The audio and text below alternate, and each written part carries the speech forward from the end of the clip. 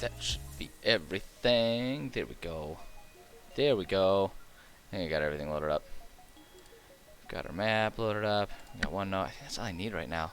That's what we're gonna work on. I don't know. We'll go with it. Why not, right? We'll just make it work. We'll make it work. Hi. I'm live. Allegedly. Suppose time will tell, right? Or not. I don't know. I don't keep my web browser with Twitch open. It's not like I'm gonna watch myself streaming. That'd be a strange feedback loop. Like watching myself stream. I mean, like I've got my feed to see what my camera sees, so I can keep that in mind. But it's like if I just had like Twitch up and was watching myself, it'd be weird. I feel like that would lead to some strange feedback loops. Hey, how's it going, Bard Creative? Good morning to you as well. It is, yeah, it's still morning here. It's still morning where I am. For a little bit longer. For a little bit of time, anyway. Hopefully all is going well for you. Yeah. I'm going to work on, as belied by the title, we're going to continue working on our Summer Eladrin campaign. This will be kind of well, the campaign is more of a mission as a larger part of a campaign, but I'm going to keep working on that, and my plan is just to kind of keep on working on that until it's done. So, yeah, we can pull up. Here's our map. We've been working on it, and we had about 2 rooms figured out. 2 rooms and a latrine. That's what we accomplished last time. And I mean, if that's not one of the most important things to make sure we got the crapper all organized, then I don't truthfully know really what is. So, I don't know. That's what we were working on, and if I'm remembering properly, we were basically filling out all of our like inhabited homes, because we're working on the mission area where it's like we're doing a street chase type of setting, and we have a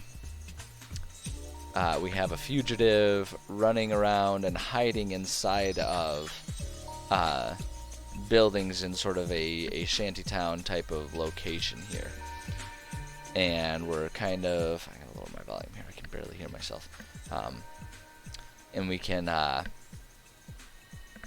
like, we're filling stuff up, and some of these houses are going to be inhabited, and that's what we were working on. And then we'll add more stuff with the uninhabited homes, but I suppose we can just kind of dive into it.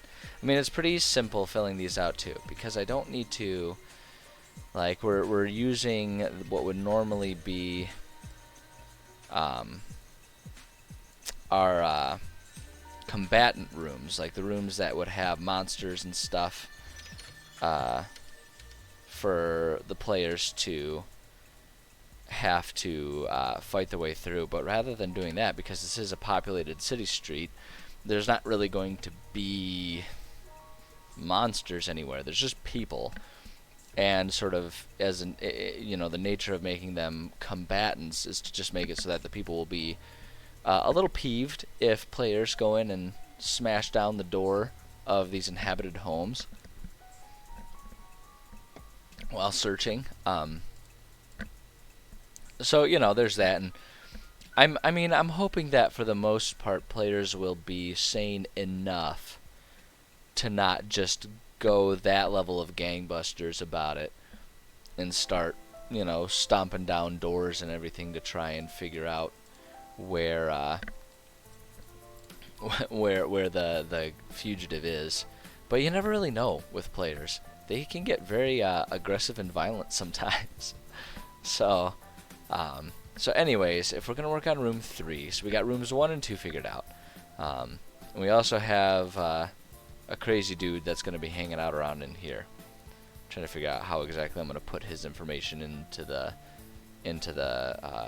organizational things so that I don't overlook it or forget about him or anything like that. I might put him as part of, like, I might decide to put him as part of 5, because 5 will be a sort of like inhabited home. So crazy guy might live there, but he's like drunk, sitting on his stoop or something like that. And anyone who goes by, he gets like super protective of his home or something like that. Might be a good way to do it. I don't know. We'll tackle that when we get there. But this one is going to be a pretty small home here. Not too different than not too different than number 2 there. Number 2. And we've got latrines over there. That was a bit of a stretch to connect those dots, but I mean, who doesn't love a good poo joke from time to time? You are not wrong, Bard. Players can really catch you off guard with their tactics, and it's endlessly amusing and sometimes frustrating too when players decide to go like full aggression on things. Let's see here. So in this one, let's just go ahead and do the same kind of what we did with room number 2 there, where we're just gonna put a little table. Maybe this one will have like a smaller table. Hold on, I want to zoom in just a little bit here, make it a bit easier to look at this one room and organize it.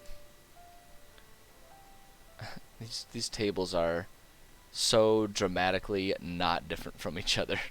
It's almost frustrating. Do that, or like a table with a little doily on it, I guess. I don't know. It's kind of a weird table they did there. That would give us a... I could, in theory, do a full round table. I wanted to do a full table that would be a little bit bigger for like a round table, but I suppose maybe it's like a small family. And they've got one table there, and there's just like 2 chairs that surround her. Here, hold on. Is there...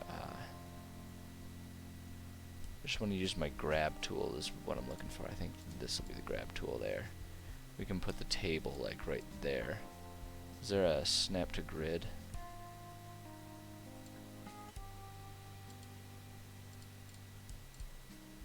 Allegedly, it's supposed to snap to the grid, but it's not. You know what? Fuck it. I'll just make a new one. I don't know. I don't know how this stupid tool works. I've been sitting here using this for like at least a month at this point in time, and I barely understand how it works. All I know is that it is decidedly better than the system I was using prior. Not that the systems and the tools I was using before were bad per se, but they weren't quite as intuitive as this stuff is. And of course, as I've mentioned, they are.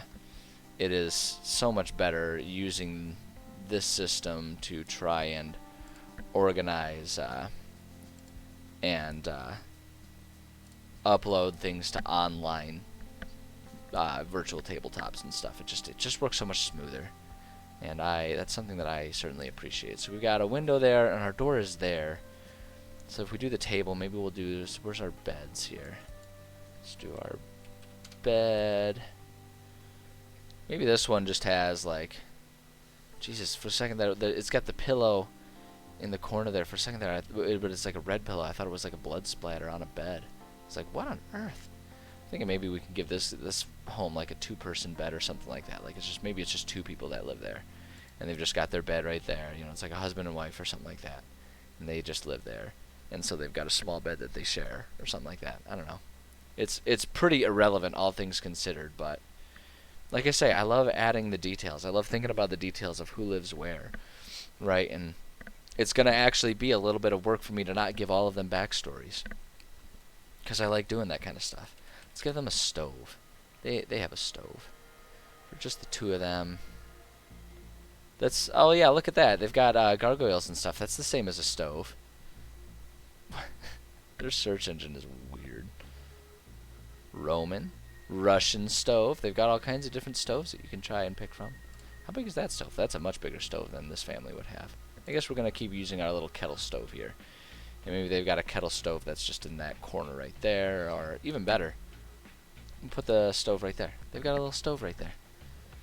Little stove. Maybe this family, because it's just a husband and wife. You know, they're a dink family, double income, no kids. So maybe they've been able to afford a little rug or something like that. I don't know. Wow, we've only got like crazy animal skin rugs. I mean, I guess like a cowhide rug or something like that. I was hoping that it would just have like, well, let me try like carpet. Okay, that's kind of more what I was thinking. Just like a little carpet rug or something like that. Carpet square. How big do these get? Oh, that's much bigger than I was thinking. Yeah, that's kind of what I was thinking. Maybe they've got like a little rug right there or something like that. Just makes it kind of nice. I don't know. Gothic gargoyle stove. It cooks food by breathing fire onto it. That's what it does. Actually, that sounds badass. I want that. I want that instead of a grill. So like a food a char cooker, and just breathes fire onto things. And just basically you roast things like it's a campfire. You just hold it under the flames rather than over the flames. Alright, so we got our rugs there. Oh, look at this. We can't just like change colors of rugs too, so everything doesn't have to be this weird red. That's something to remember. In fact, let's do that. Let's change the color of our rug or something. Hold on. Hold on. I wanna this family's got they've got a different sense of decor choice here. So let's go with so we got our carpet here. I don't know what color carpet these guys go with. Maybe they just go with like a nice standard gray. Maybe that's what they like. They like gray, right? It just seems industrious and it goes with everything, right? Like they can really just put any paintings that they want in the rest of the home because gray it goes with everything. It'll match. It'll match. It's like an eclectic approach to things. Fuck, I don't know what I'm talking about. All right, so that's what we'll design there. In this home lives a husband and wife, but in the day only the wife is home. Yeah, we'll say that, but in the day only the wife is home. She has a large branch that she will use in self-defense if players barge in uninvited. Yeah, so just oh wait, even better. Rather than a large branch, we'll just go full. She has a broom. She has a broom. She just goes full of broomstick on their asses and just starts beating them with the broom. Okay, yeah. Uninvited. There we go. I think that's all we need. Except that now that we've said that, I feel like I necessarily need to add the detail there. That's not a broom, that's a branch. Exposed roots? What the fuck is this search engine? It's the weirdest fucking thing. Hold on, which one looks like a shittier? I guess this is the broom that I would anticipate. And we'll put the broom... I wish I could like stand it upright. We'll put the broom like right here just in the corner. Right? She just keeps the broom in the corner. So she'll go and pick that up and start wailing on him with it. if such a situation arises. Alright. It really makes me happy. I like that idea. Okay, so now we got to hunt down room number house number 4. Okay, here we go. House number 4, same thing largely. 4, 5, and 6 are the ones remaining that are going to be inhabited. At least, I should say actively inhabited. Pretty much all of these, I'm going to make them homes that people live in. The exception being the house number 1 that we said is like ransacked as a way to just sort of signify to players that it's going to be kind of a rough neighborhood. But the rest of these are all inhabited, so they can really all sort of be designed as like a house with things in them. But hey, search for the table here, please. Thank you. Lost my train of thought. Oh yeah, all of them will have stuff in them, like lived-in situations. But only some of them are going to be situated so that there are people actively in them at the time. So if we're doing a map table. This little shanty here is just a place that's rented by a bunch of treasure hunters, so they've got maps all over the place. I was hoping for like a big table. That's a pretty big table. I'm thinking this home's a little bit bigger, so maybe we've got a family that's like pretty sizable that all crams themselves in here. Maybe they've got their table set up like right here. Whoops, that's not where I meant to put it. Gall darn it. Delete that. Let's try that again. Put our table right there. And now we gotta find some chairs. And what we can do to make it to really sell the idea that it's a, like a poor family that lives there. We can do like a couple mismatched chairs. Do like a couple of those chairs. Do one of those chairs. Maybe do like one stool.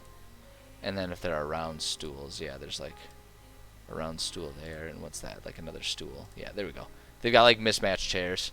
So that way it's like you can signify. It's like, yeah, it's a big family. Like tons of kids. And they all just kind of pile on. There's like a bunk bed situation or something like that going on. I don't know. Bed. Let's see. The family will need a stove as well, but let's give them their beds. What's this? I like the idea of there's just like one big family bed that everyone crams into, and it's like all kinds of disheveled because the kids are all over the place. Maybe we'll do that. What's that? A cradle? Oh, perfect. We'll do a big bed and there's a cradle because there's a little baby, right? They've got a baby. What's that? An Egypt pillow. That's the same as a bed. Oh shoot! But I forgot to. Hold on. I gotta delete these and we gotta do it again because we gotta pick a different color. Each house has to have a visual distinction, right? Because the thing is, like, genuinely here, it actually will be helpful to players to have like some visual distinction between all of the different homes. So that way, if they're trying to describe what place they're going into, they can be like, oh, the one with all the brown, you know, or whatever. So maybe this one will do like this orangey type stuff here. So bed. Yeah, it's like it's got orange. I don't know. Wow, that's bright. It's like almost offensively bright, but we're gonna stick with it. Yeah, so we just do that. So there's like a big family, nutso, crazy, so much going on there. Let's do a stove again. Oh, look at that! It even changes. Like even the gargoyles have some color and stuff. That's neat. That's real neat. Maybe we'll give this family a different type of stove. They've got like one of these little clay stoves or something like that. It's a bigger family, so maybe they've got that and this, so that way it provides enough heat and they've got enough, like they've got the actual supplies they need to cook properly. We'll do that, and then I don't know, book. Maybe there's like a couple books just like scattered around or something. Let's do that one, and then maybe like that, and then I don't know. How do I want to position these things? I'm just thinking that it's like that way. I don't know, that just adds some flavor. There's some books, like kids books or something. I don't know. Fuck. Would they have had kids books in medieval times? I don't know. Hell if I know, man. Okay. But there we go. And so now that I'm thinking about it, we've got this house. Alright, so we've got a house. Again, let's just copy that. Marker number 4. Boom. Make that a bullet point just because that's visually appealing, even though I can hear my high school English teacher. I can hear her berating me for using bullets when I only have one bullet point. So I was like, you don't use bullet points when there's not actually a list. If there's only one thing, you don't do it. She would always do that so that way we wouldn't do too many like sub bullets, right? Because you have like your increasing indents for the bullets, and so many kids would do like indent for one bullet, and she's like, if you're only doing the one thing, then it just goes in the bullet above it because there's only one thing. You just do like a colon and explain it if that's all that it is. It's not a list. And so theoretically in this situation I should just leave it as a paragraph. But damn it, everything has bullets and it just looks so much more visually appealing. And it genuinely makes the header stand out a bit more when we got the indent going on there. So I'm leaving it as it is. Dang it. Alright, in this home there is a very haggard looking husband and wife with their 4 young children. If players barge in, the family will barely notice because everything is in complete chaos. So I like the idea of if players barge in, they'll like bust down the door to try and look for this guy, and they'll be asking questions, and like the family just won't even acknowledge that they're there, like because their parents are just so busy chasing around the toddlers and shit. I actually really like that idea. So there we go. There, designed, easy enough, right? Doesn't have to be all that intense. Not every room has to be super meticulously designed to have very specific mechanics. Sometimes rooms are literally just there for flavor. And like I always say, I find that as long as you don't go overboard with like non-functional components of things, it can actually really help with the immersion of things for players. It really helps them feel like they're in some sort of like in a location in a world that exists outside of their shenanigans. Okay, custom color. So Drunky Brewster here. I'm thinking to give him like I want to try and find like the dirtiest, nastiest brown that I can, because he's just gonna live in complete squalor. We can also give him like black. Well, no, not quite black, but if we do dark gray, that makes it look kind of dirty. I don't know. Where's Oh gosh, see, here's where being colorblind is not helpful. Okay, there we go. That looks brown. I'm gonna assume that's brown. We're gonna go with it. Can't bed, can't bed, can't bed, beds. Okay, so we're just gonna give him like a bedroll that's just like thrown around that he sleeps on. Do that. Let's give him a table. I almost want to give him like a broken table, but I think actually it would make more sense. He's just got a small table. It's right there with a chair. He's just got a small chair. Hi, nice. Yeah, how's it going?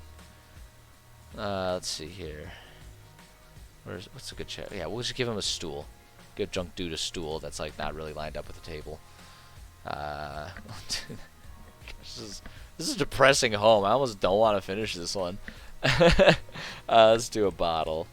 We're just gonna leave all kinds of bottles and shit all over the place. This is a Junk Dude. All of them like around the bed because he passes out drunk all the time. And then maybe like one more right there or something. There we go. That's the drunk guy's home. I'm doing all right, nice. Yeah, having a decent day so far. Having some fun filling in our map that we started last time here. So that's the drunk guy. So let's see here. This is the home of Bobby Booze Hound. He's regardless of time of day, he can be found three sheets to the wind on his sitting in his front door jam. Let's say door jam. I don't know if that's grammatically correct, but we're gonna do that. So we're gonna do found 3 sheets to the wind sitting in his door jam. If players have the audacity to appear anywhere within his eyesight, he will start berating them and try to pick a fight. Players who get in his face will need to make a con save DC 5 to not pass out from the thick cloud of booze fumes on his breath. Boom, there we go. It's perfect. It's perfect. Finishing a character epilogue. That's an interesting rule. It's an interesting way to go about it. Sort of, I'm assuming that you guys kind of go about it that way, so that way you can sort of have direction for your character story arcs and stuff. And I imagine that would probably help the DM kind of know where to guide things for the sake of your character. That's what I'm assuming. I'm probably assuming really wrong. You know what they say about assumptions and all that jazz. You know what they say about assumptions and asses and all that.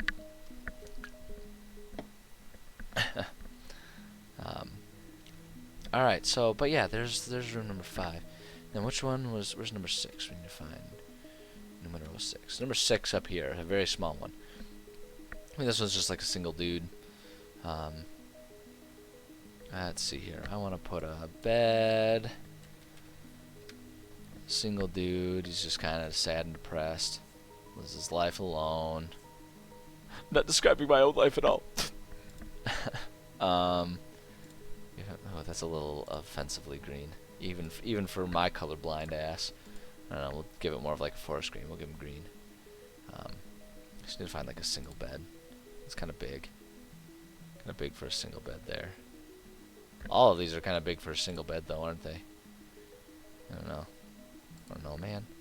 Oh, that's the broken bed. I don't know. I feel like, you know, even though he's down on his luck, maybe this guy is like still keeps things nice in his home or something. I don't know. He just tucks his bed in the corner.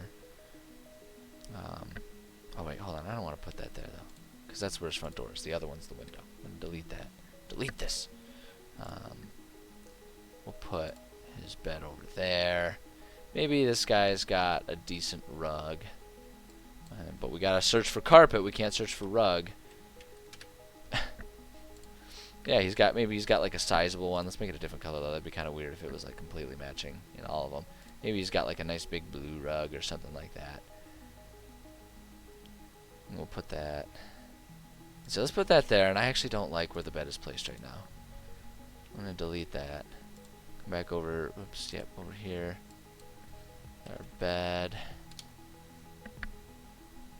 We need to get our forest green back here.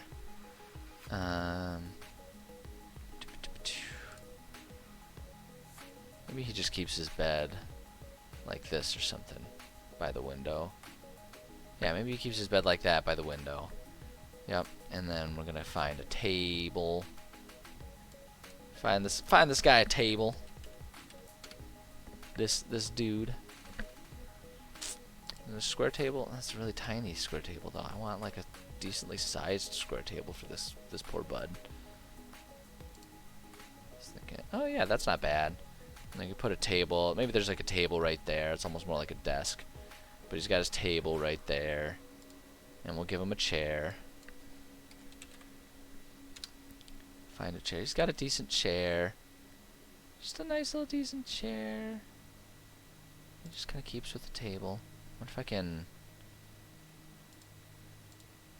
well, yeah, hold on. I wonder if I can... That looks more complicated than I want to fuss with right now. So what I'm going to do, just because it looks weird to have the edge of the chair over the table, I'm going to go there, and now we're going to put a table on over fresh there. Because it matters. I need it to be right. There we go.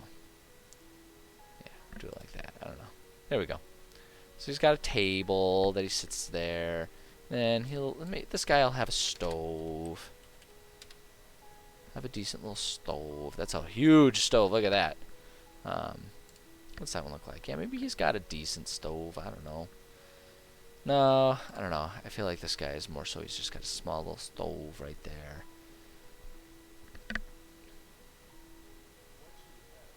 The stove. I wonder if there are any other like... Let me try doing it. Let me look at the tags. They have just like a home. They've got decor. Could look at decor and see. I think any of these are exactly what I was thinking of. Fixture, floating gargoyle, games? Games? Maybe he's got like a game of solitaire going. Those cards, okay, is it just me or are these cards comically big compared to the rest of it? Like these, like if we're talking like, you know, all of the squares are 5 feet, right? Like 5 by 5 feet as the standard for D&D. These are like 1.5 foot tall cards. They seem comically large to me. Like, yeah, they're bigger than a chessboard. It's kind of friggin' weird. I don't know. Maybe it's just me.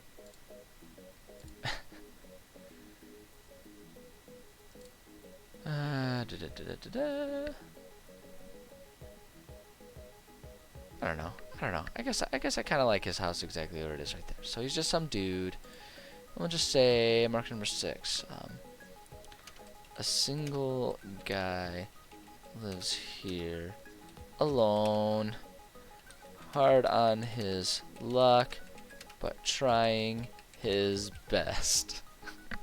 Has more personality than will ever be necessary for this poor character. If players barge in, will be asleep and will be startled, awake, and very scared and confused. Boom. We'll just do it that way. There we go.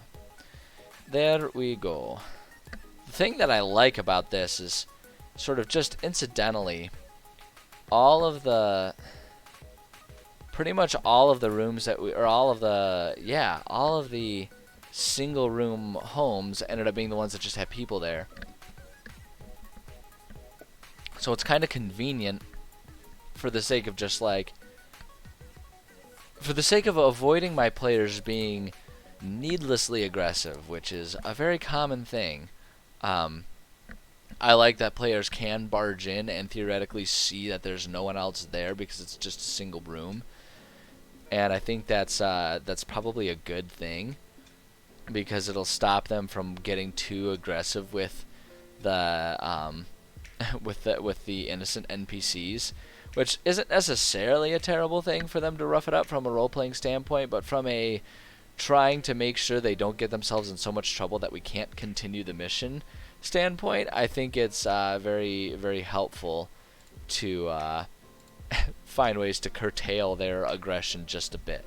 So it's like if they wanted to search homes, the homes that would be relevant for, the ones with multiple rooms, are the ones that are not going to have people in them. Is how I like that this is going to end up happening. So we've got, going along with my system, we've got all of our empty home, and we've got our inhabited homes, which would normally fit the bill. Like normally, those are fitting the bill for what would normally be my like monster rooms with combatants in them.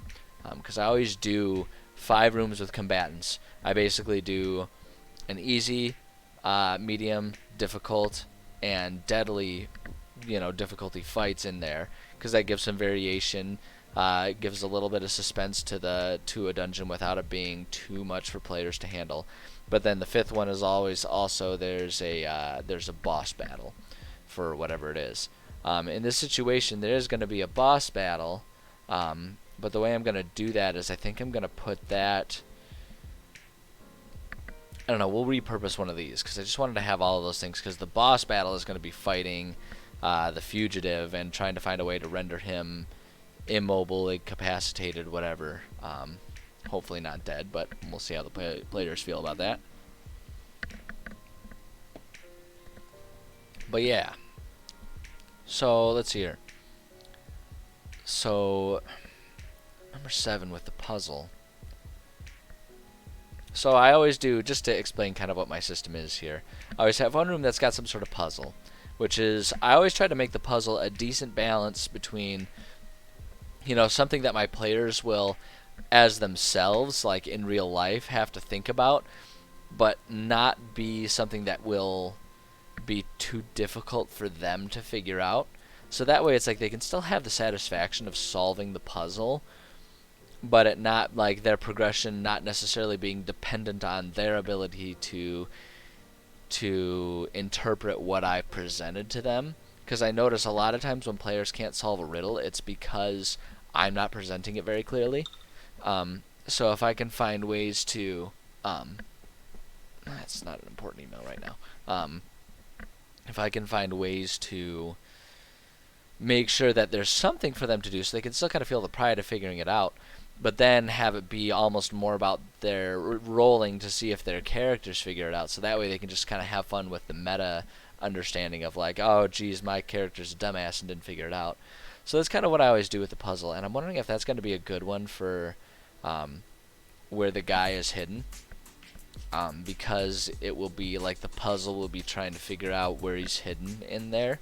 Because if we're looking at here, number 7 up here, yeah, so it's like maybe the puzzle is that he's in this back room here that doesn't have windows or anything, and he's like hiding. Maybe this is like some weird storage shed that you know, some merchant in town. Maybe it's like this is the home of a merchant and he keeps his spare goods back here and the guy's hiding there. So the puzzle is just trying to figure it out. Normally I would make puzzles a bit more complex than that, but I actually think that for this one, especially because it's a level 1 thing for the players, I think that not getting too crazy with the puzzle is appropriate. But I think that'll work. I think that's a good way to do it. So let's go ahead and just design it here. For his living space, let's do bed. Well, maybe this one's a little messy, a little bit unkempt. It's got sort of like a maroon. I'm going to zoom this in here. Zoom us into this area just so it's easier to see. Maybe this guy keeps the bed, I don't know, right there. And then we want a table, want a table. Just put like a table up here, I guess. No, that wouldn't be a smart place. That wouldn't work because of the door. I mean, I gotta be kind of realistic in how I place all this stuff here. And then let's do chairs. And we'll just put like a couple stools go along with it there, something like that. Actually, we can do that. It's almost like a bench chair or something like that. I just don't mind that. We'll do it there. I don't know. Makes it a little bit more interesting to look at. Because that's our window right there. Maybe this merchant is just a little bit wealthier and has, you know, a nice cushioned chair, or something like that. Like a decent cushioned chair. Like, yeah, we'll say it's like a broken armchair. You know, it's like it's kind of busted up. It's not great, but hey, it's, you know, it's a place to sit. It's a place to sit, and the color of it is, I don't know if it's fabric. Maybe it's like a faded blue or something like that. And just that sits in the corner. He's got one of those, and then we'll put a little stove in there. It's just a nice little stove. We'll use this stove for this guy. I don't know. Yeah, why not, right? Guy's got a stove. There we go. Alright, and then now for his storage area. Let's just put boxes and stuff like that around here. Box, let's try crate. Maybe crate is better.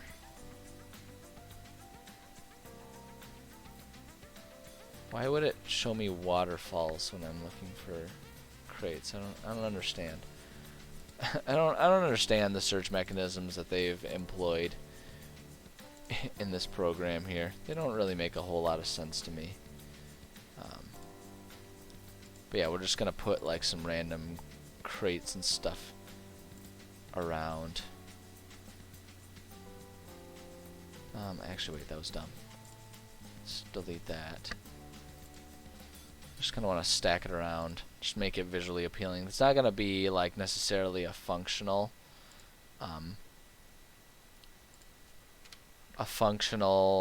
like, oh yeah, he's actually actively hiding in there at the time. Like, I don't want to do it that way. I'd rather do that to like stack it up there. I just want to like invoke the understanding, the sense that this is a room full of different crates and stuff, and then it's up to players to like actively just have their searches because the guy's hiding somewhere around in there. Because I do want to I think I'm gonna put the guy just as a baseline, have him here. We kind of talked about last time maybe employing some sort of timer system, so that way the guy like moves after a certain amount of time or something like that. So that might be a way to do it, and that's actually really not a bad way to do it at all. Put just a couple just like that. There we go, a couple broken things, and let's do a barrel. Oh my goodness gracious, barrel. There we go. Let's put. Whoa, that's a hell of a barrel right there, and think that was the level of barrel that I was gonna put there. So we'll do that, and then maybe there's like a small one up there. There. That just invokes a storage area type of thing. We can just say that that's a merchant. So what we're gonna do, let's see here. So we'll describe this. The home of a local merchant. He lives in the front room and uses the back room for storage. Do that, and then we'll add another bullet. If keeping the fleeing fugitive stationary, put him in the storage area here. And then we'll do, let's see here, is hiding and will attack if found. Players must make a DC 12 investigation check to find him hidden among the stacked crates and barrels. Boom, there we go. Simple enough right there, just like that. So we can do that. Yeah, and that's simple enough. The one thing, because he's going to be potentially fighting here. Actually, you know what? No, because I might move him around. We'll move it. I do need to just sort of decide what his stat block is going to be, and probably what I'll do is I'll just find like a CR1 or CR2 bandit captain or something like that and just flavor it as the one guy, just so that way it's like we've got a stat block for if there's combat and players can figure out what to do from there. You just always want to have, sorry, my back is super stiff, so I'm just kind of, might have to pause in the near future and stand up. I'm worked very hard at the Muay Thai gym last night, and my legs are that type of sore where I just get really antsy, because if I sit still for too long, they start aching. You know, they start like freezing up and aching, so it actually, like, as stiff and sore as I am, it's helpful to stand up and just like do a lap around the apartment. So I might be doing that in a few minutes here. But I kind of want to finish. I almost kind of want to finish this map, finish outlining this, because we're very close and there's not much work left to be done here. So I think maybe that's what I'll do. I'll finish this and then I'll take like a quick 5-minute break and then finish off.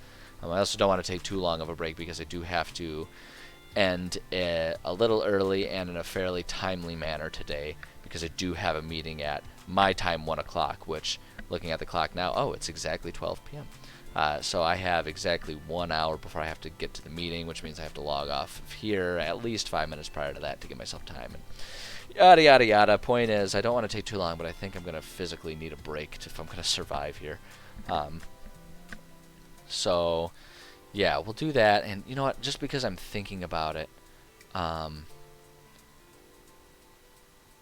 I'm going to do, I think what I want to do, so we're going to go to D&D Beyond here, and I'm just going to go to game rules, just because I'm thinking about it. I don't want to forget about it.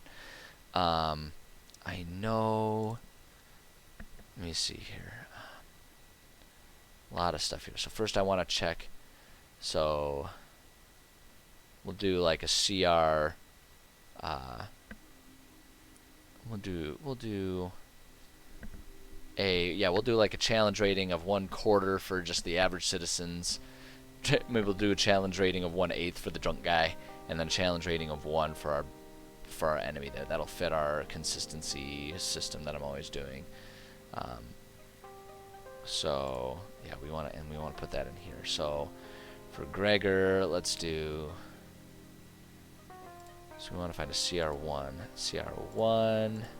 to 1, and I want it to be just a humanoid filter.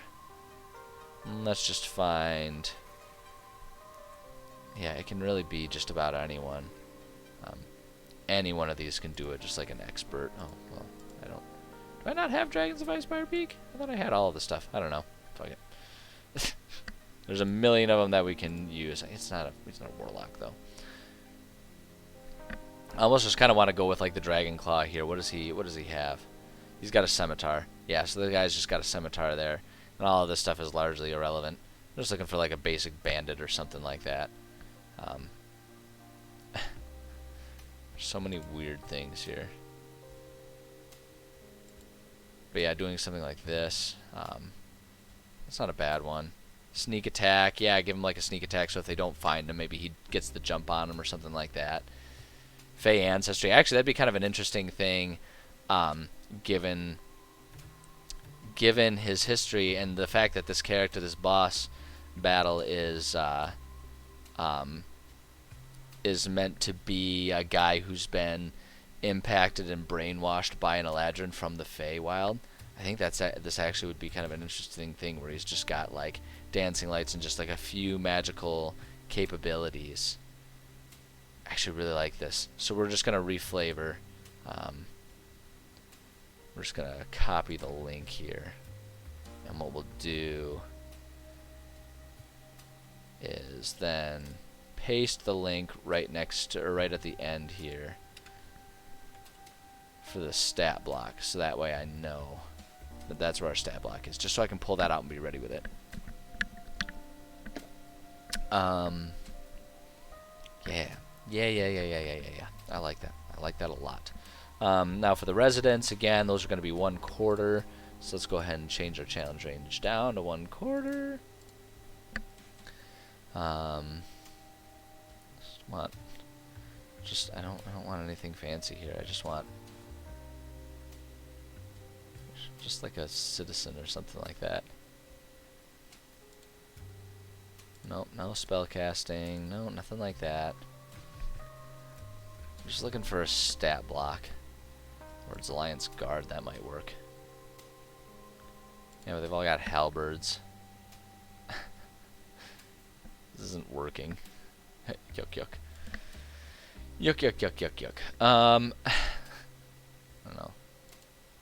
Kalashtar. Just wanted like a person that's got no special abilities. I don't really even necessarily need to rely on stat blocks, actually. I could probably just say, you know, they each have like 5 HP. Yeah, I guess I'm not even going to worry about it just because they're really... We'll just wing it for those. Now that I'm thinking about it, I don't think it's really necessary to do a stat block for them. Just plant them all with like, you know, 5 HP. So that way players, if you've got a weapon, you could probably take care of these guys with a single blow or something like that and call it good. So we'll just do that and not worry about it. So that's where our guy is going to be hiding. Is the idea that maybe if I just plant that right there, then it could be feasible that he like hides in there, like tucked down in that corner or something like that. That'll be his default hiding space if we decide to keep him stationary. So let's see here. So number 8. So it's got number 7 in it right there. That's good. Marker 8. The twist. So normally I like to have one room that's like really out of the ordinary. Sometimes you'll find a friendly NPC or something like that. Like if you're in a dungeon, maybe there's just a random friendly NPC, whether it's like some sort of ethereal being that they find, another person who's in the dungeon, something like that. You know, the twist, it could be, a lot of times the twist area will be some sort of like barrier that stops them from having the most direct route through what they're trying to do. So I'll do something like that. Or maybe it's like all signs pointed to that being the end of everything, but then there's actually more to it. So what I think I kind of want to employ that concept with this one and have this be another inhabited home, but have it be someone who's like, no matter how the players approach it, are going to be super secretive about what's in these back rooms, and maybe instead of there being like they're fugitive or something like that, they really don't want players to go in back there because maybe they've got like an illicit like drug production you know, going on in there or something like that. That's immediately what I'm thinking of, like an illicit potion making operation in one of these back rooms. Like this window is like completely covered up or something like that. I actually really like that idea.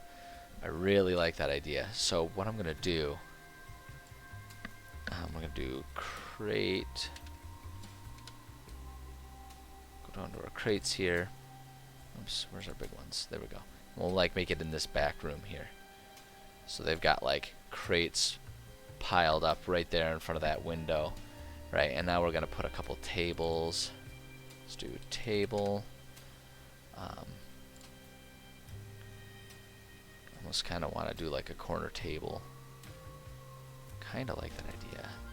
Although I think actually it'll make more sense to just do like maybe a couple tables just like that, lined up there. And I kind of want to just for the vision of it, do like a water trough there. Like they need water for their potions, and so they just store up like water there. Do like a water trough there. And I want to try just searching for maybe alchemy. Anything? Nope. I wondered if that would be too specific. Let's try potion. Nope, not onion. I guess bottle. Could just have like a bunch of bottles of potion here. And here's what I'm going to do for this area. For that. Now is when we're going to grab these things. And now is a situation in which I... Oh, now it's going to snap. Now it's going to... Is it really... That's how it's going to handle this? There we go. Sometimes it snaps. Sometimes it doesn't. We're just going to stack up. They've got all kinds of bottles collected and stacked up here. Right, and like this is the illicit potion or something like that. Why you guys want to get high? Who wants to get high? Yeah, so there's their stash right there. Okay, alright. This is gonna work out. This is gonna work out. I do want to go back here though. Check tool. Yeah, we want to search for the bottles again. And I'm just gonna put... I wish they weren't so big. Line up a bunch of bottles like that or something like that. I wonder if they have like a kettle, not a skeleton. Maybe bucket. That's a bucket. Put like a bucket there. Let's go ahead and resnap. So there's like a bucket right there, and they're doing like illicit potion making or something like that. What about plant? Although actually I think we've got, if I go here, I don't really want to train brush.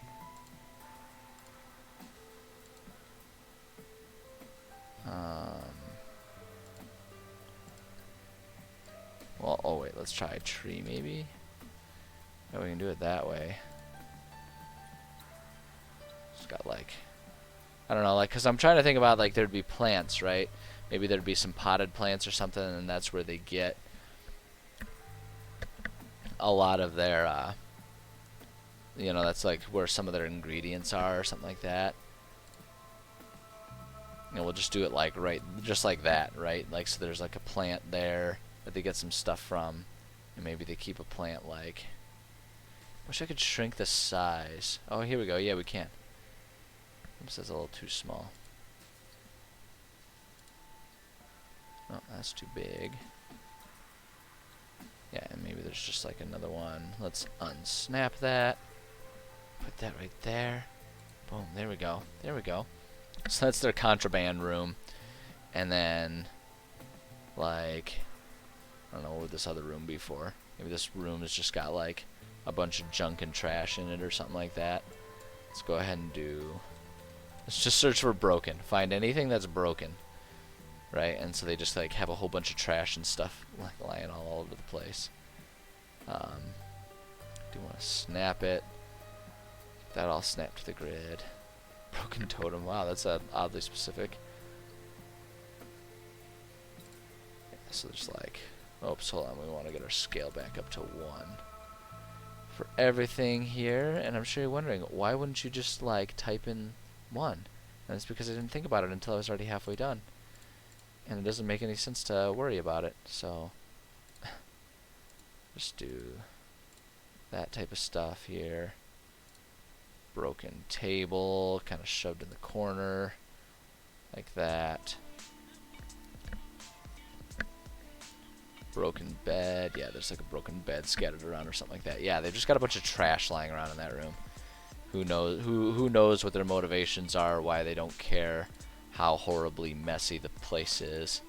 There's like broken glass at the foot of the window or something like that. Like they had to replace it. Something like that. There we go. Okay, so that's their broken stuff. And then now let's go ahead and just put all of their normal stuff. Let's do a bed. So I'm thinking this one we'll do like 3 camp beds that are kind of scattered around, because there's going to be like 3 or 4 guys that are just like drug dealers, and that's just what they're all about. Thanks, Bard. Yeah, I'm actually, you know, that's the fun part about maps is like at first they start off really empty, but then like as you just kind of take the time to just one little bit at a time, start adding a few things here and there, it all starts coming together, and it's one of the most satisfying things about like being a DM in general to me is just like having things really start coming together. It's so satisfying to me. So but for these guys, let's go ahead and give them just like separate things there, right? They've just got camp beds that they sit there. These guys are really unconcerned about having a nice home. They're really just using this as a place to make drugs. Let's do a stove. They've got just a small, maybe these guys, yeah, they've got like a big-ish thing, and maybe they do have like a stove. It's like a bigger one. They don't use it. They're like those people that they're like pooling resources to rent a place that's bigger than they need, but they like it because it's got the space. It's got that back room that they can kind of cover up for their illicit potion making operation going on there. So we got the beds. Let's do table. And they've got like a sizable table, maybe just with all these guys, there's a sizable table. I like the idea of the table though, like not being neatly pressed against a wall or something like that. And it's just like kind of at an angle. And they've got, let's do chairs. So they've got a few chairs that are around, right? They've got, we'll do a couple chairs there. It's like one chair that's kind of in place. You know, another one kind of in place like that, and then one chair that's just like out there in no man's land for nobody, for no particular reason at all. And there we go. So yeah, so and like I say, the fun part about this. So what I'm thinking for this is our twist surprise room.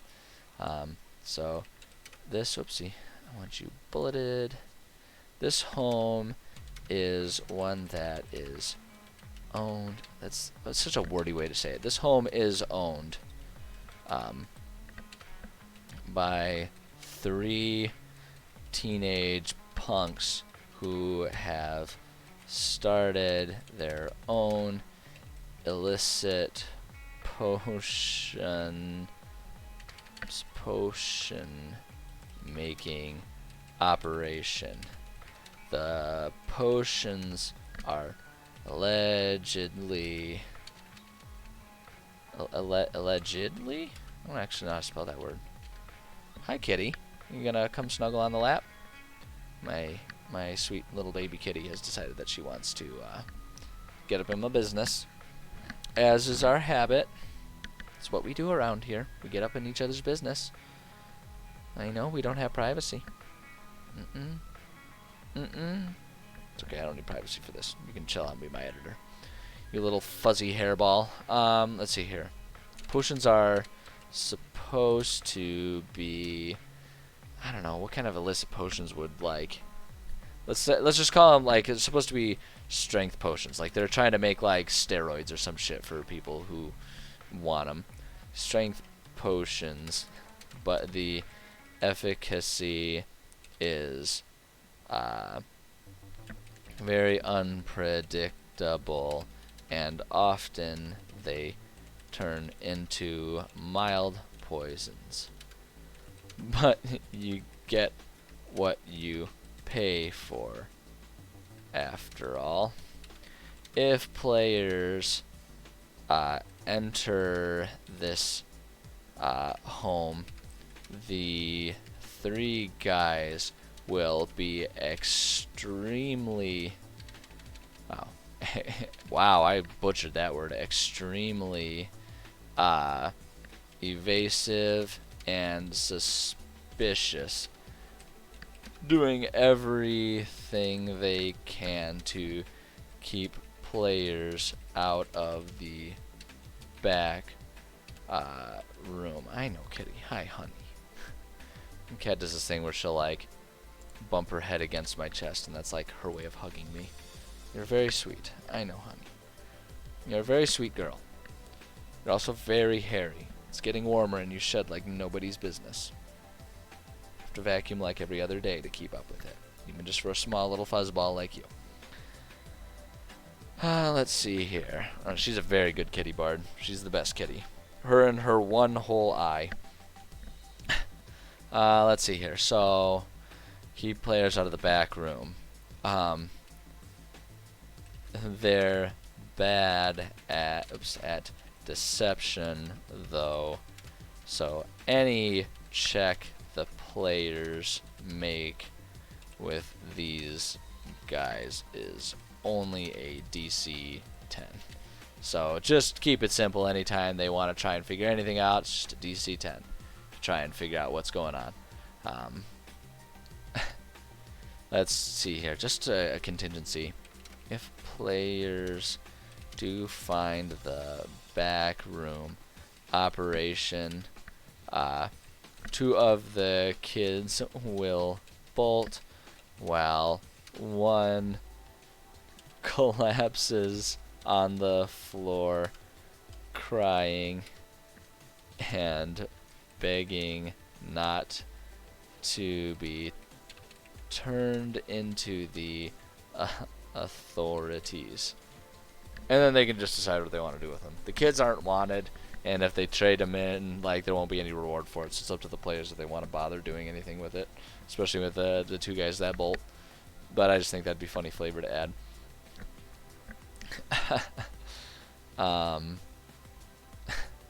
So stupid. Okay, there we go. Room 9 and 10. So now here's where it gets a little tricky for me to think about what to do with these ones. So normally one of the rooms that I do, and I always just do it as 9 just because it's easier. Like, that's why I randomly assign what room goes where, so that way it's not always just like going left to right or anything. But I always do a room that's like the reward room. And that's where there's whatever reward the players are after is what, you know, they can find. But that doesn't really apply in this situation. Because the reward is capturing the guy, and we already established that he is either going to be moving or hiding back here in house number 7. So I'm thinking I do kind of still want to have it be a reward room.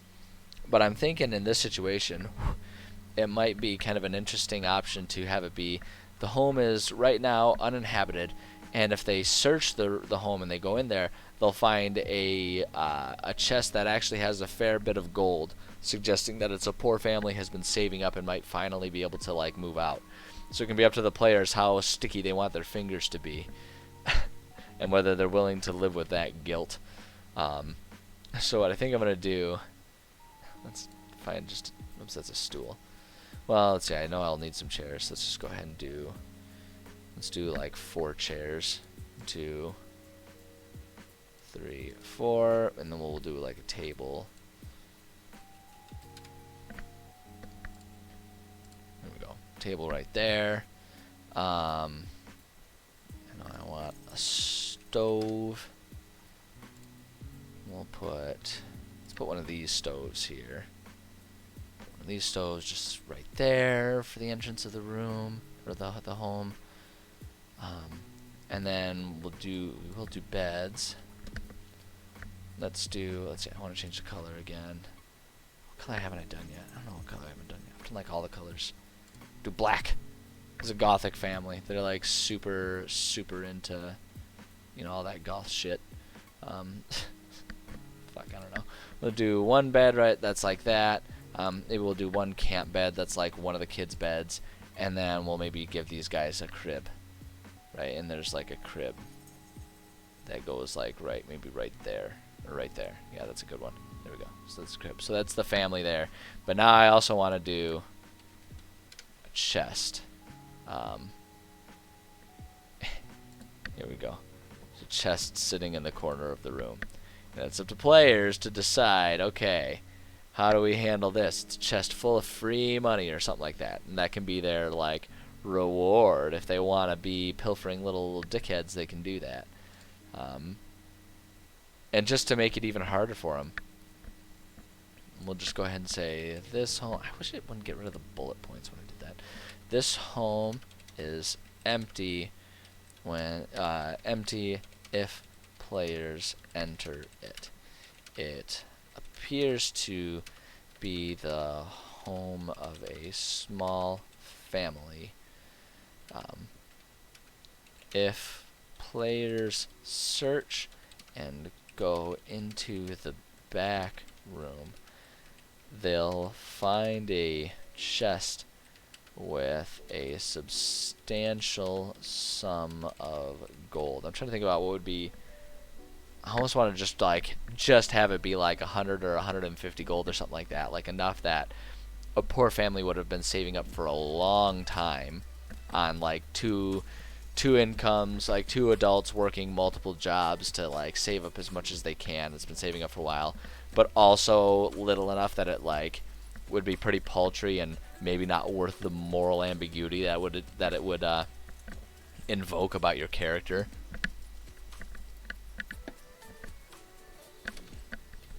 I'm gonna do 100. We'll split the difference. 125 gold pieces.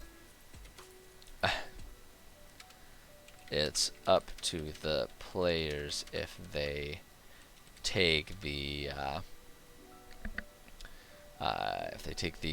opportunity and steal from the family. There we go. We'll do that. We'll just do that. Yeah, and I think it's fine if there's no repercussions, right? If they bust down the door of a home that is unoccupied and they find some money, then it's like, hey, you know, they could steal it. It's not like there's anyone gonna rat them out necessarily. I mean, maybe Drunken Dave could rat them out or something like that, but you know, if he sees them busting in, I think that would actually kind of be an interesting thing. Actually, I kind of like that idea. Okay, here's what we're gonna do. If players do steal the money, roll 1d100. If the roll is 91 to 100, Drunken Dave will rat out the players to the homeowners, and there will be an amusing encounter the next time the players are in a local pub. So we'll do it that way, so we can add sort of like some potential ramifications if they do decide to do that. I think that'd be good. I think that's funny. That's funny that adds stuff there. All right, and then room number 10 or house number 10. Now again, it's not really going to be relevant given the nature and the scenario of this one.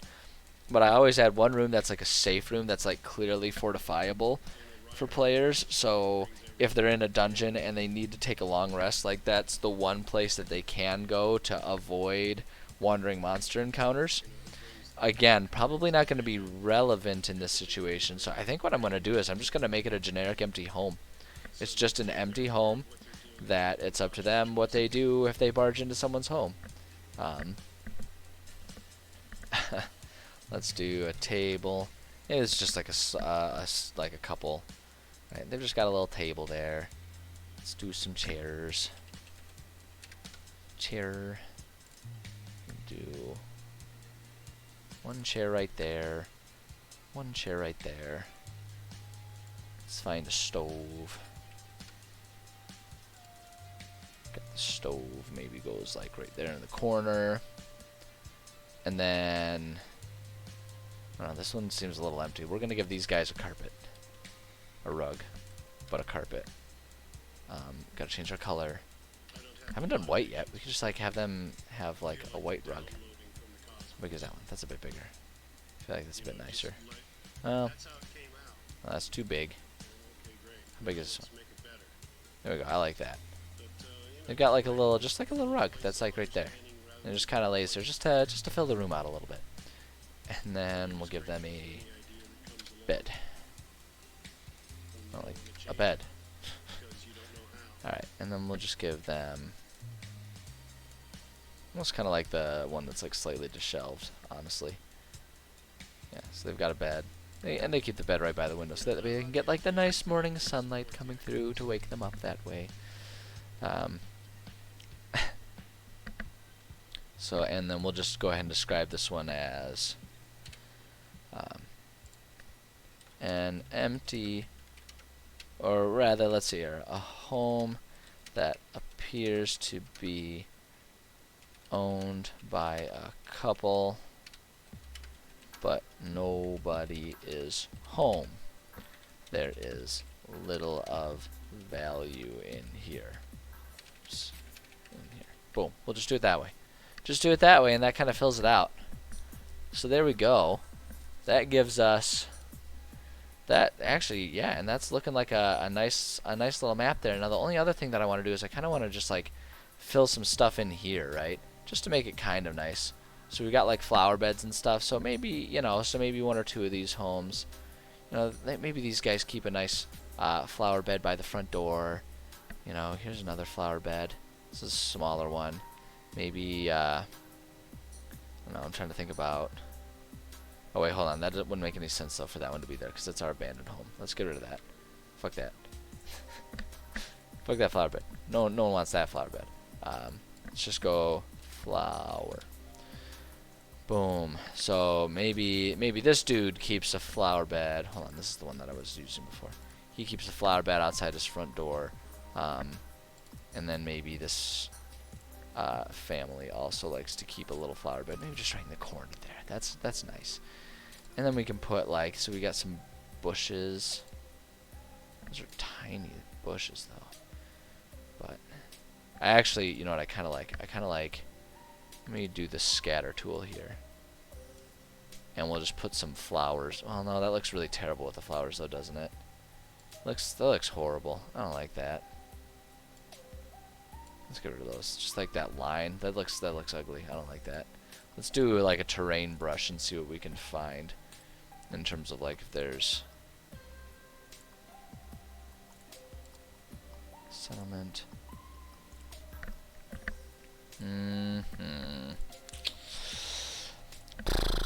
How do I want to do this? Gotta find some way to make this more visually appealing and they're just walking through the streets, you know? They can't all just look terrible. Let me just, maybe I just need to be willing to be like patient and mindful about how I plant stuff. Let's do some trees maybe. Trees are always a good thought. So we can add a couple trees here and there, right? So there's maybe like a tree right there. And these are just trees that are dotted around that just kind of grow in the city. They're not really part of anyone's property. They just kind of grow. There's a tree that goes right there. And there's a tree there. And maybe there's like a nice, there you go, a nice tree to look at when you're pooping. So if we do some trees like that, I think some of these are going to be like, yeah, so here we go. So these are like the bushes that I was thinking of. So there's just like a couple bushes scattered around, right? And this is really just to kind of add to the idea that it's a pretty unkempt street. There's not anyone really taking care of this stuff. These roads just kind of have a random tree or a bush growing there, and no one really pays any mind to them. We'll put a nice fresh... Oops, I didn't mean to put it over the pooper. There we go. That's where I wanted it. So yeah, we can do that.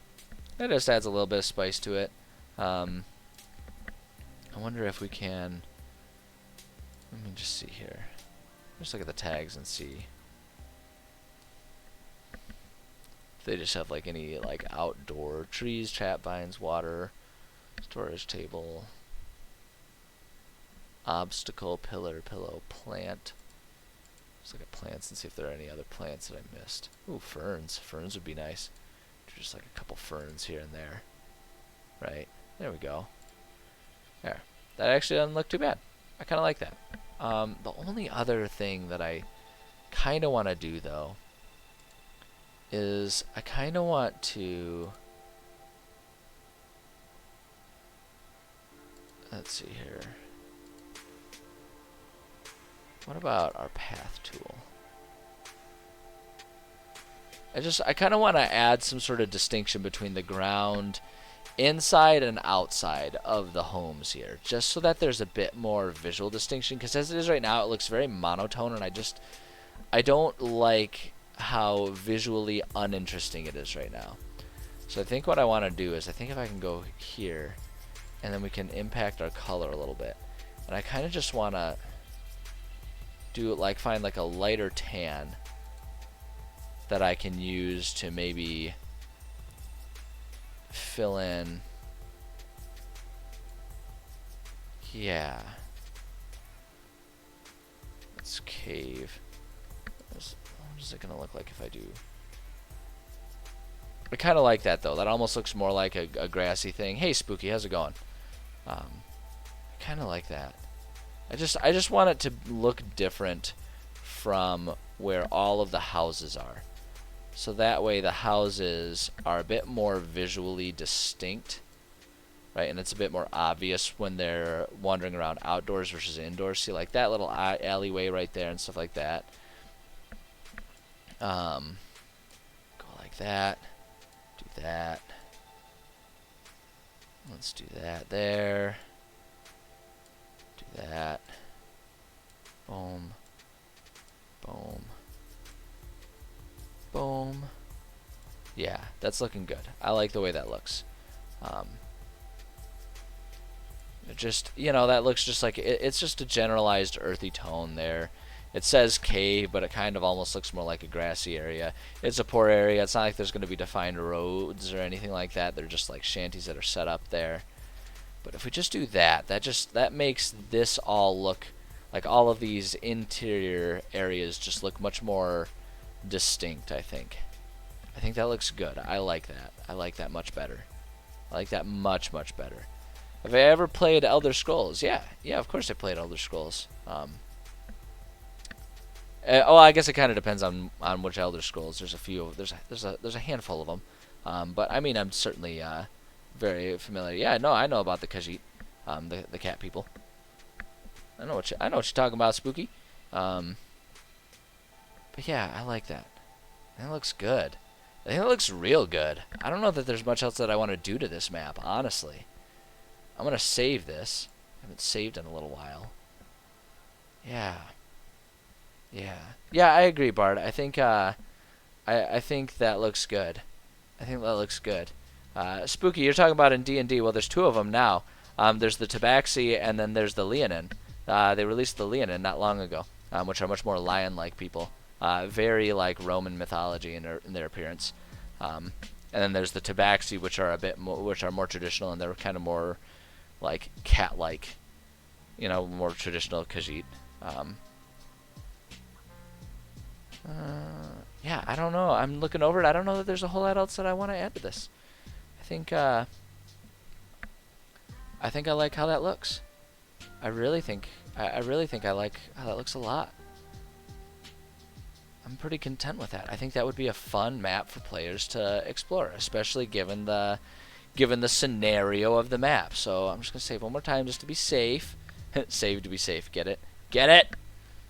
It's punny. I don't know that you really need to worry about making too many custom races, honestly, Spooky. I think there's a lot of analogs between what exists in Elder Scrolls and what exists in D&D, particularly because there are so many races in D&D. I honestly think that doing an Elder Scrolls-based one would really just be about how you flavor and describe things. But I mean, you've got like the Tabaxi. If you wanted to do the Argonians, you have lizard folk, which are kind of the same thing. I mean, there's a whole bunch of different elves and orcs and stuff like that. But with all the subraces of elves in D&D, I think you could cover it that way. I think there's a lot of stuff. You don't necessarily need to reinvent the wheel on that one, if that's what you wanted to do. I think it's more about writing the story up than anything else. But yeah, so just to finish it up here, so I always like to have some potential outcomes here. where I just like to outline what could possibly, be the result of players going through this and interacting here. This is pretty straightforward. So potential outcomes here, we could have players find the fugitive. Players find the fugitive and can turn him in. Players don't. Oops, hold up. Players don't find. You got something in your ear? You're shaking your head quite a bit. You look like you've got an itchy ear, but you look like you don't want to be rude and like shuffle around and scratch at it while you're sitting on my lap. Goofball. Let's see here. Players don't find the fugitive and need to continue the mission in another way. And so if that's the situation, that's kind of where I'd have to throw an audible and just sort of improvise a little bit. But I don't think that's very likely. Let's see here. So the other outcomes, players upset a lot of the locals and get in trouble with them and or the authorities. I think that would be, yeah, because it's certainly something that can happen there, like we described, where if they steal the money and then depending on a few potentialities, if they end up getting ratted out by the drunk dude, that would be good. I'm trying to think if there are any other like potential outcomes that are just sort of like thinking and being aware. Turn him in. I'm going to say turn him in and question him to progress the mission is what I should say for that. And so then I also, the other thing here, so I have my actual outcomes there. This is where I'll put notes. If players are going through this, because I have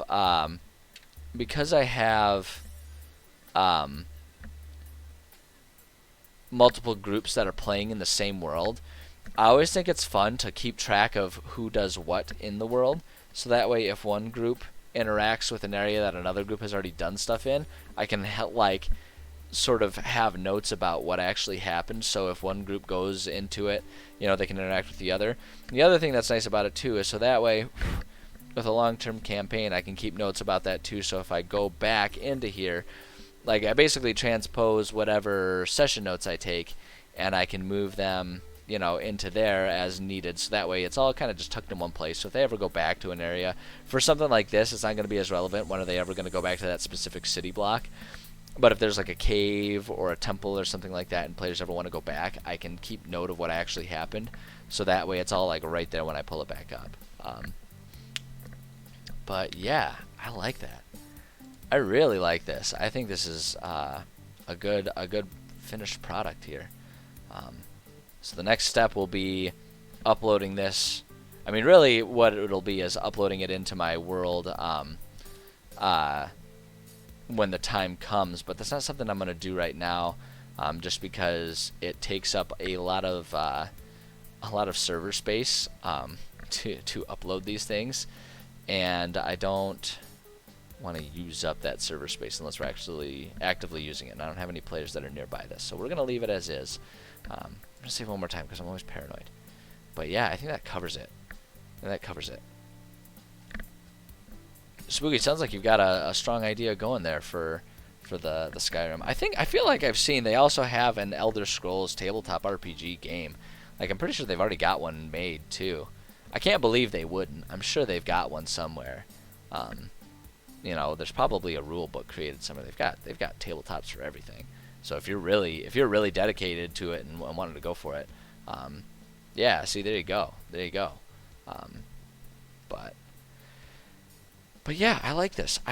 And I'm looking at the clock, and I'm kind of in that no man's land here where it's like I've got a little bit more time, but because I have to end a little early today, because I have a meeting, like my meeting's in like 20 minutes, which means I've got like 15 minutes left. So I mean, I could kind of go into something else, but I kind of don't really want to get started on anything with only 15 minutes. I feel like that wouldn't end up being very productive, and I just forget what I started. So I think this is going to be a good stopping point. I think it's going to be a good stopping point. I'm trying to think if there's anything else. I don't know if there's anything else that I really want to do with this map, honestly. I think it's good. I think it's good. Let's see here. Just chat. I mean, we could just chat. But the thing is I've got a meeting, and I wouldn't actually mind the extra few minutes to get ready for my meeting, because it's like for my actual job, so I have to actually like know what's going on. I appreciate it though. I'm glad you're having a good time, and I think in a different situation when I had more time, I'd be down for it. But I think today, because the reason that I'm stopping is to get ready for a meeting, it wouldn't be a bad idea for me to go and get ready for it. So next stream, I will be streaming tomorrow. I don't have anything that'll stop me from streaming. I know I've got a couple meetings, so the timing might be kind of weird, kind of like it is today, but I know I will be streaming tomorrow. That'll be streaming Dishonored, as I do on Tuesdays and Thursdays. Well, streaming video games, but right now we're playing Dishonored. And then the next writing stream will be happening on Friday around the same time. There's, as far as I can tell on my calendar, there's nothing stopping me from streaming on Friday either, so we will be doing that. Possibly streaming this Saturday as well. That's going to depend on what ends up happening. We're working on scheduling a D&D session, me and my friends, so that may be happening. I don't know. Saturdays, as always, are up in the air, so we'll see what happens there. But that's what's coming up for me. Yeah, and that's, I think that's... Am I going to stream a game in the future? That's a good question, Barden. I've had a few people ask me that. I would like to, but right now I don't have any active plans, and there's a few reasons for that. One of them is because the games that I am playing right now, the games that I'm in, the groups that I'm in, are groups of friends of mine that we started before I started streaming, and I don't want to force my friends to change the dynamic of what it feels like for them to play.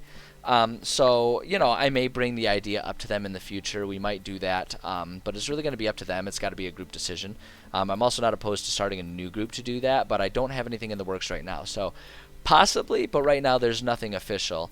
And a lot of that also is related to the fact that I'm still trying to, I'm still waiting to get official word on whether or not for my real job, the one that pays the bills and everything, if they're going to continue to allow us to work from home like they are right now, that will make it a lot easier for me to plan future things, because I will have the time that I have right now to continue streaming. Like, being able to start streaming and continue streaming for me has been largely because I work from home now, and so like my lunch hours and stuff are available for me to do stuff and projects like that. I don't have a commute. I'm not stuck in the office over lunch and stuff like that. So if they do give us official word, and I actually do have one of my meetings for tomorrow is with my boss, so I'm hoping that maybe I can get some clarity on that.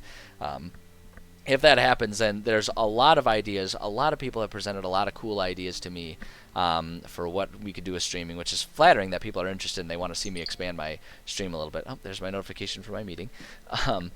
It's flattering that people want to see me expanding the stream, and I would love to do that, but I need to know that I'm going to have the freedom to do it. So, so hopefully, that's the best answer I can give right now. Hopefully for all of that kind of stuff, so that'll be good stuff. So it's coming up. Get ready for the meeting. Yeah, it doesn't start for 15 minutes, so I still got a few minutes. But I do gotta be signing off in the very near future. So, but yeah, so as far as future things for the stream, sit tight, be patient. Hopefully some cool stuff I can be working on. I've got a lot of cool ideas I want to do. It just depends on if I will have the freedom and ability to do it. So, but like I say, I really appreciate the interest. I am flattered that people are enjoying what I'm doing enough that they want to see more stuff from me. So, hopefully I will be able to deliver in the near future. But for now, I think I'm going to call it, I got to call it a day. And as always, I just ask that anyone sitting here watching, I ask that you go out and, just be good people to everyone else. Try and give a smile to someone else, right? Just try and make people's lives better. A lot of people are pretty discouraged these days, I get the sense, and it's always disappointing to me just because I feel like the human experience and how good or bad it is really up to us, right? Like we can choose to make things better. So, you know, let's make that choice, and let's try and just like influence one person at a time to make the world better. I think that's an ideal that there's nothing wrong with at least trying to pursue. So, but with that, thank you so much for stopping by. I appreciate each and every one of you, and I look forward to seeing you all again.